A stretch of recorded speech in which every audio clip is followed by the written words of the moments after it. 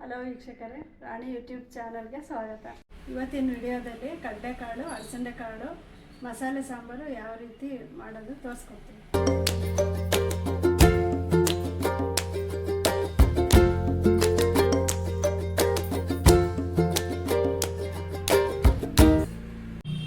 ಬೇಕಾಗಿರುವ ಸಾಮಗ್ರಿಗಳು: ಕಡಲೆಕಾಳು, ಅಲಸಂದೆಕಾಳು ನೈಟೇ ನೆನೆಸಿಟ್ಟಿದ್ದೀನಿ, ತರಕಾರಿ ಆಲೂಗಡ್ಡೆ, ಬದನೆಕಾಯಿ, ಇದು ಹೂಕೋಸು. ಬೇಕಾದರೆ ಹಾಕೊಬೋದು, ನಿಮಗೆ ಬೇಡ ಅಂದರೆ ಇದು ಮಾಡಿ ಸ್ಕಿಪ್ ಮಾಡಿ. ಇದು ಕೊತ್ತಂಬರಿ, ಕಾಯಿ ತುರಿ, ಧನಿಯಾ ಪೌಡರ್ 3 ಸ್ಪೂನು, ಕರ್ಬೇವಿನ ಸೊಪ್ಪು ಸ್ವಲ್ಪ, ಈರುಳ್ಳಿ ಒಂದು ಒಗ್ಗರಣೆಗೆ. ಇದು ಈರುಳ್ಳಿ ಫ್ರೈ ಮಾಡ್ಕೊಳ್ಳೋಕ್ಕೆ, ಬೆಳ್ಳುಳ್ಳಿ ಈರುಳ್ಳಿ, ಇದು 2 ಇದೆ ಈರುಳ್ಳಿ, ಇದು 2 ಬೆಳ್ಳುಳ್ಳಿ ಸುಲಿದಿಟ್ಕೊಂಡಿರೋವಂಥದ್ದು, ಇದು ಉಪ್ಪು, ಇದು ಮೆಣಸಿನ್ಕಾಯಿ ಇಟ್ಕೊಂಡಿದ್ದೀನಿ, ಚಕ್ಕೆ ಸ್ವಲ್ಪ, ಲವಂಗ ಒಂದು 5-6, ಶುಂಠಿ ಒಂದು 2 ಇಂಚಷ್ಟು, ಎಣ್ಣೆ ಒಗ್ಗರಣೆಗೆ ಫ್ರೈ ಮಾಡೋಕ್ಕೆ 2. ಇದು ಸಾಸಿವೆ.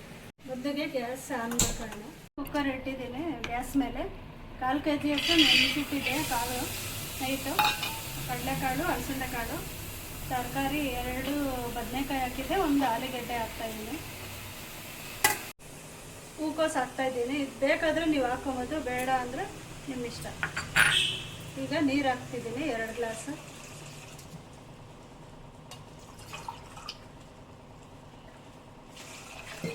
ಈಗ 1 ವಿಷಲ್ ಹೊಡ್ಸೋಣ. ಗ್ಯಾಸ್ ಮೇಲಿಟ್ಟು ಓಪನ್ ಮಾಡ್ತಿದ್ದೀನಿ, ನೋಡೋಣ ಬೆಂದಿದೆ.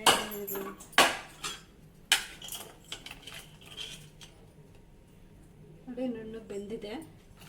ಈಗ ಸಾರು ಒಗ್ಗರಣೆ ಮಾಡ್ಕೊಳ್ಳೋಣ. ಮೊದಲಿಗೆ ಎಣ್ಣೆ ಹಾಕೋತಿದ್ದೀನಿ. ಈಗ ಬೆಳ್ಳುಳ್ಳಿ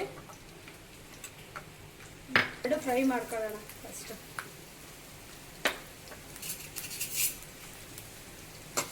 ಸ್ವಲ್ಪ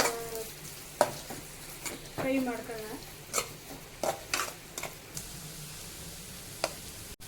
ಹಸಿ ವಾಸನೆ ಹೋಗೋವರೆಗೂ ಸ್ವಲ್ಪ ಹುರ್ಕೊಂಡಿದ್ದೀನಿ. ಈಗ ಮೆಣಸಿನ್ಕಾಯಿ, ಶುಂಠಿ, ಚಕ್ಕೆ, ಲವಂಗ ಎಲ್ಲ ಸ್ವಲ್ಪ ಒಂದು 2 ನಿಮಿಷ ಫ್ರೈ ಮಾಡ್ಕೊಳ್ಳೋಣ ಎಲ್ಲ ಫುಲ್. ಈಗ ಫ್ರೈ ಮಾಡಿದ್ವಲ್ಲ, ಈರುಳ್ಳಿ, ಬೆಳ್ಳುಳ್ಳಿ, ಮೆಣಸಿನ್ಕಾಯಿ, ಚಕ್ಕೆ, ಲವಂಗ ಎಲ್ಲ ಹಾಕತ್ತಿದ್ದೀನಿ ಇದಕ್ಕೆ. ಇದ್ರ ಜೊತೆಗೆ ಕಾಯಿ ತುರಿ, ಧನಿಯಾ ಪೌಡರು 3 ಸ್ಪೂನ್ ಹಾಕ್ಕೊಂಡಿದ್ದೀನಿ. ಇದೆಲ್ಲ ಗ್ರೈಂಡ್ ಮಾಡ್ಕೊಳ್ಳೋಣ. ಈಗ ಮಿಕ್ಸಿಲಿ ಗ್ರೈಂಡ್ ಮಾಡ್ತೀನಿ. ಸ್ವಲ್ಪ ನೀರು ಹಾಕ್ಕೊಂಡು ರುಬ್ಕೊಳ್ಳಿ ನುಣ್ಣಗೆ.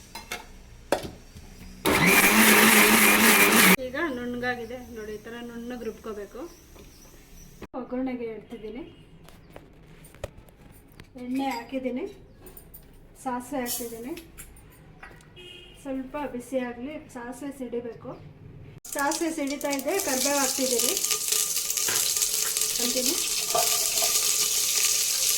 ಸ್ವಲ್ಪ ಫ್ರೈ ಮಾಡೋಣ ಕೆಂಪಾಗೋವರೆಗೂ.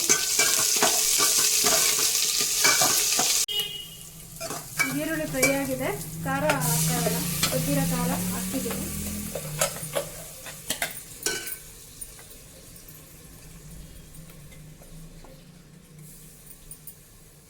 ಸ್ವಲ್ಪ ನೀರು ಹಾಕೋಣ. ಒಂದು 2 ನಿಮಿಷ ಫ್ರೈ ಮಾಡ್ತೀನಿ ಹಂಗೆ ಸಾರು ಖಾರ ಹಾಕಿರೋದನ್ನ. ಬೇಯಿಸಿರೋ ಕಾಳು, ತರಕಾರಿ ಅದಕ್ಕೆ ಹಾಕೋಣ. ಹಾಕಿ ಒಂದು 15-20 ನಿಮಿಷ ಬೇಯಿಸ್ಕೋಬೇಕು. ಉಪ್ಪು ಹಾಕ್ತೀನಿ ರುಚಿಗೆ ತಕ್ಕಷ್ಟು. ಉಪ್ಪಾಗಿ ಒಂದು 20 ನಿಮಿಷ ಕುದಿಬೇಕು ಚೆನ್ನಾಗಿ. ಉಪ್ಪು ಖಾರ ಹಿಡಿಯೋ ಥರ ಕುದಿಬೇಕು.